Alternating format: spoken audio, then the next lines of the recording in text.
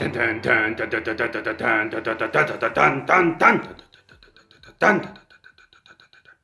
everybody, it's me, Henco Harmse, and today we're talking about tabletop wargaming. What is tabletop wargaming? Oh, I have to answer that. Tabletop wargaming is a collection of games that simulate combat using miniatures on a battlefield. Yeah, miniature figurines, not miniature horses. That would be weird. If you think about it, chess is sort of the world's first tabletop wargame. It's you against an opponent, sitting at a table, my army versus yours. The chess pieces are miniature figurines. The battlefield is a chessboard, and you have a lot of complicated rules to learn. Let's do a quick history lesson. This is H.G. Wells. He's known for such science fiction books as The Invisible Man, The Time Machine, and War of the Worlds, which wasn't written by Tom Cruise, is this guy. In 1917, he released a book called Little Wars, with rules explaining how to play a tabletop wargame, or in this case, a floor-top wargame. It had rules for infantry and cavalry, and tiny little cannons that shot tiny little cannonballs. Let's fast forward to the 1970s, and these two nerds, Ian Livingstone and Stephen Jackson.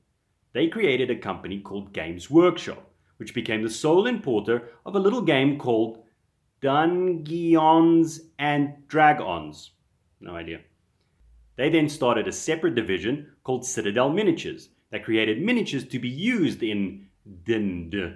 Very soon they realized, why sell a few miniatures to a group of friends when you can sell an army of miniatures to just one guy? So in 1987 they released their own game about armies fighting each other called Rogue Trader. And this game would go on to become Warhammer 40,000, 40k, the most popular wargame in the world. With the success of Games Workshop and their games, it opened up the field and a whole bunch of different companies started making a whole bunch of different games. In fact, if you can think of a violent way in which humans try to sort out their problems, there's probably a game that simulates that kind of combat. But why exactly is tabletop wargaming such a popular pastime for geeks? Well, it's kind of 4 different hobbies all rolled into one. The first aspect of tabletop wargaming is collecting. Some people call it hoarding, we call it collecting. People love collecting stuff. This guy likes collecting ducks. Wargamers usually start collecting quite small. They'll get a starter set for a specific game and grow from there, slowly adding on and on and on until you have way too many miniature figurines. This is a very important aspect for the companies. Obviously, they keep creating products that they want you to buy to keep them in business. However, there's also a pretty big second-hand market where you can buy models second-hand that people generally sell so they can buy more figurines of a different system. The next aspect of wargaming is the creative side. This guy's so creative, his head exploded. Most wargame miniatures come unassembled. You have to construct them, put them together. This usually ends up with us either cutting off our fingers or gluing them together. Another very popular thing with wargamers is kit bashing or conversions, where you take little bits and pieces of different miniatures and stick them all together. And the possibilities are really endless. This guy turned a Space Marine into Santa Claus. I hope I'm not on the naughty list. Another big part of the creative side of the hobby is painting. In fact, some people don't do anything else but paint. Not butt paint, just butt paint. Now, painting can seem like quite a daunting thing, especially in the beginning. But with a little bit of practice, and there's a lot of tutorials to teach you how to get better, you can very quickly move your painting from this to this. Maybe not that. That's ridiculously good. You're not going to be that good ever. You're not. There's also a lot of creativity into what you choose to paint and how you choose to paint it. Do you want your Napoleonic soldiers to have the correct color brass buttons? Or do you end up painting your Space Marines like tigers? It's really up to you. Besides building and painting your miniatures, guys also build the battlefields themselves. So whether it be a World War II bocage, or a cyberpunk city in the future, or an ice world, guys go crazy to make their battlefields match the armies that they use. Alright, the next part is the actual gaming. the actual systems that get used to play the games. And like I said, there's really so many gaming systems out there, from naval combat to spaceships to skirmish and armies, and it really doesn't end. For most war games, there are two tools that we use. The one is measuring tape to measure how far your miniatures or troops can move, how far they can shoot, etc., and dice. Dice is very important. Unlike chess, there's quite a lot of randomness in most war games, and this is usually simulated by using dice. Wargamers have weird relationships with their dice. I know one guy who take badly performing dice and put them in microwaves, but for the other dice to witness.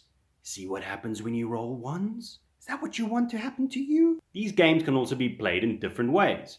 You could have a league with a club, or just play friendly games with your mates. Or you could go to giant tournaments with literally hundreds of participants. Mostly these games last for about an hour to 3 hours, depending on the system. But there are versions of the games, like 40k Apocalypse, where games can last for days. The last part of the hobby is what we call fluff. So what is fluff, besides those weird things between your toes when you wake up in the mornings? Fluff is everything that isn't the rules. So it's basically the worlds that are created for you to play your games in. So if you think of historical games, maybe you want to redo the Battle of Cannae.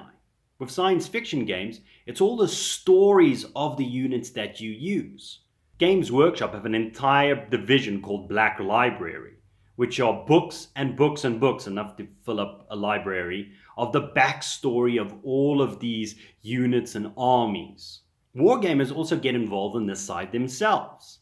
They'll take a battle and record it and write a battle report afterwards, basically telling the story of what happened in that combat. You can also write fan fiction, like this plucky space marine that somehow survived an attack from a hive tyrant. He died in the next game, he was melted by a plasma gun, but the point is he survived in this game, and for that he's a hero. The amazing part of this hobby is that you can get as involved into those different aspects as much as you want.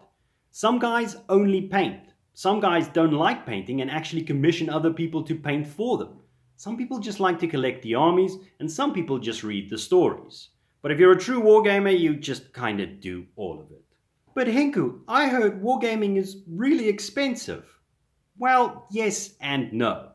These days with starter sets, you can get into the game reasonably inexpensively, but the more you get into it, the more miniatures and paint you're going to end up buying. However, my research has shown it's still cheaper than golf, it's still cheaper than cycling, and it's still cheaper than the most popular pastime of all, fox hunting. I mean, think about it. When last did you see a fox? Here's a pro tip. If a specifically Scroogey significant other is the barrier to entry into wargaming, here's what you do. Honey, I've decided to take up sailing. I've got my boat, I've got my sail, now all I need to do is finance an artificial lake and we're good to go. After the ensuing emotional eruption from him and or her, you go, fine, I won't take up sailing. I guess I'll just do wargaming then. So, if you've ever fancied yourself a bit of a Napoleon, or you've wanted to crush your opponents like a savage orc warlord, or you've wanted to be a fish guy in charge of a fleet of spaceships, then wargaming could be for you.